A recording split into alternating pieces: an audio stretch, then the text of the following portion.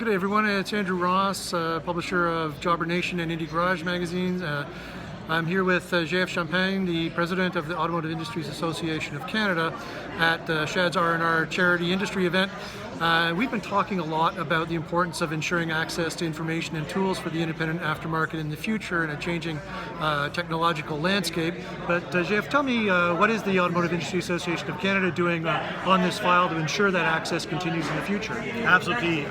For sure, Andrew, this is a critical time for AIA and our members because, as you know, with connected and autonomous vehicle ahead of us, we need to ensure for the sustainability of the aftermarket that we continue to have access to the information from the vehicle, the tools, and the technology. And so we've been essentially engaging with various levels of government. There's a lot of consultations at the federal level around what we call the vehicle of the future. There's also concerns about or conversations about cybersecurity for the automotive sector. And there's also the digital charter that the government, the federal level now is considering.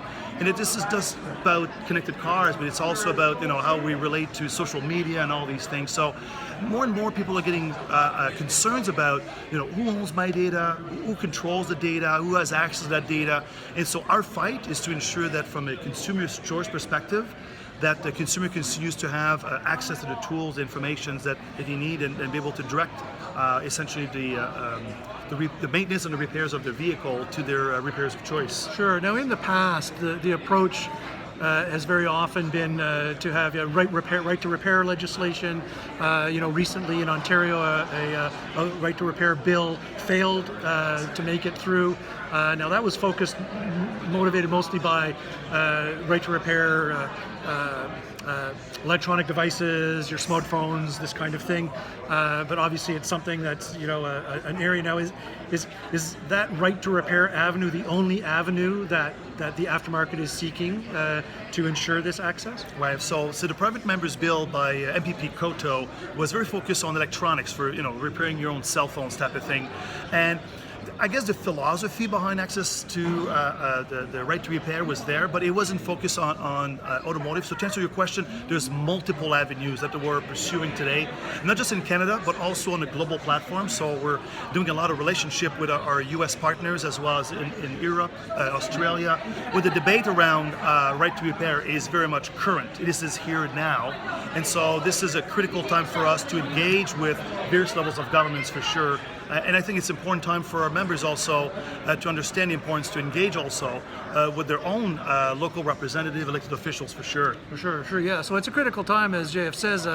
So it sounds like it's important for every whether you're a member of the Automotive Industry Association of Canada or not, to engage with your local representatives.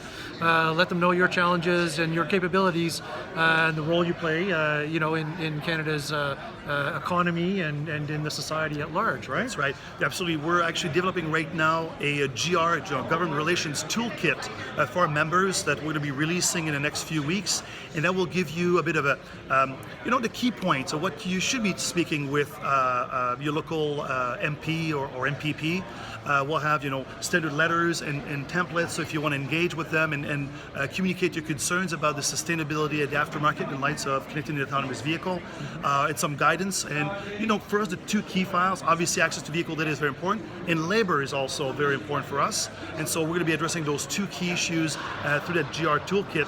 And my call to action is many of us have this direct relation to a local MPP, an elected official, someone who works in government, and never underestimate the importance of maintaining those contacts and those education. It goes a long, long way in making those people understanding the importance of the aftermarket in the Canadian economy, and the importance that continuing to have access to vehicle information is critical for our sector. Great stuff. Thank you very much, JF.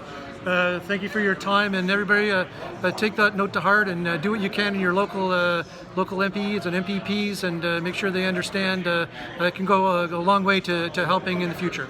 Thanks again, everybody. Have a great day. Thank you. Thank you.